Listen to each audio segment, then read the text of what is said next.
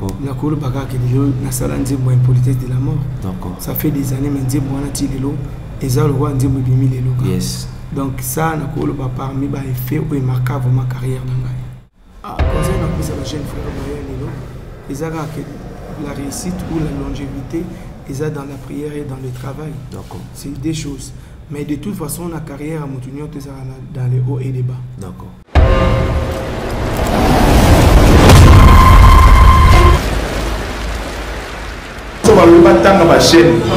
Il faut battre la chaîne à Gosso, Gilles Tumba. Alors, et puis, c'est le Baka, tu as Gilles, actualité, il y a commune là-bas. Bonjour l'homme de Dieu.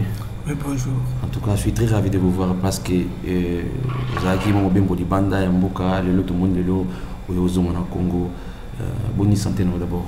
Santé, c'est bien, Dieu fait grâce. Vraiment, tout va bien, par grâce Dieu. Voilà. Là, tout le monde est bandego mingi, bako benga biso bako tuna biso que frère Serge salatu au monde papa Clovis Makola autour biso ba programme autour biso parcours moi muke papa Clovis Makola abana ndenge ni pour le loyo a benga ko difi bana nzambe na nzia loyembo. Ah bon, ils ont mon moulai mais ceux qui n'ont pas kata mukuse na banana chorale. D'accord. La chorale et puis dans salle des temps la chorale. Après n'est pas na carrière solo. Na Kala, na 97, yes. 98. Ok. J'ai fait des carrières solo d'Angola, Malem, depuis jusqu'à aujourd'hui. Donc moi, parcours là même. Voilà, merci beaucoup comprendre que bref, Angola, Tinza Mimi, moi Licolo, banda ou banda musique na yo, bon moment pour Alexandre moment pour Lekisa, nini oyo et marqué au banda aux alana na moment de musique. Et bien sûr, on a bien cité avant. Yes.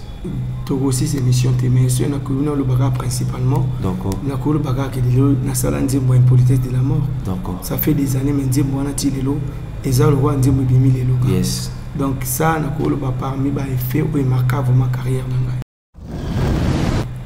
Merci beaucoup. Là, donc là, il profite de saluer bande de communes, bande de bande de biso partout. Frère Kusma Kola, yo bobai mingi na zana pembe ni to so vraiment unité muké. Mais tout le monde lelo oyo nzembo mingi ils ont édifié bana nzambe mingi obaki muké na vie de prière au kita. C'est parce que moni et mati kondima. Et là on ni tinda ki pemba kondima na mati. To tout le monde lelo zaka kondima mati. Pourquoi oponenga on ni mati? Ils ont appris que le Seigneur m'avait inspiré en gros. Yes. Parce que tant que ça, quand des fois tu penses que tu le fais seulement pour toi, mais en réalité, yes. Parfois ça va pour la biseauter la chanson. Et c'est là pour les autres personnes. Parce que ceux qui sont donc des fois Dieu nous donne des inspirations. La plupart des fois pour Nanga, ils ont pour Nabatumso. Donc na sala kiango par rapport à moi, ce que moi j'ai vécu, mais en réalité, ils ont dit pour édifier les gens au bazuta moi qui bitumba niveau et c'est voilà, merci beaucoup par rapport à la musique chrétienne de le comme le moi qui est moi shit et pour la musique congolaise la musique chrétienne les autres qui les moi qui a otengama conseil nyoko pesa ba frère ba jeune frère ba jouer lelo. Ah, conseil non pesa ba jeune frère ba lelo ils ont que la réussite ou la longévité ils ont dans la prière et dans le travail. D'accord. C'est des choses. Mais de toute façon, la carrière à Moutounion, tu es dans les hauts et les bas. D'accord. Pourquoi ça la télé, le rôle éternel, le télémaga. Yes. Donc voilà, mais comme un bon conseil pour les jeunes, ils allaient la prière et le travail. C'est ça, merci beaucoup. Là, je crois que pour l'année de message, je n'ai pas le but, donc Bandego semble en mingi. Et pour terminer, je crois que Bandego a la biso pendant le Congo, a un programme de pendant le Congo. Bon, le programme est moins belé, mais ça va programme est phare. D'accord. Parce que si on a besoin de l'église, ça nous prendra beaucoup de temps.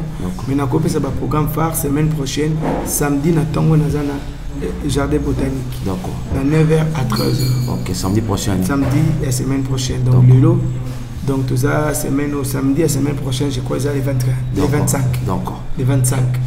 Et puis les 26, tout ça, on échangeur. Il y a les métiers. Les 26 et 27 ou bien que les 26? Les 26. D'accord.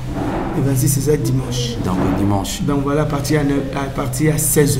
D'accord. Merci beaucoup, maman. Maman, maman Aurélie Kalunga, partout. Et puis maman Kadigansia, maman partout. De Renzambe, l'échangeur le 26 janvier. Maman Mialine Bouesso, maman Love Kita, la Bouya, vraiment tout ça, et maman c'est la Nice.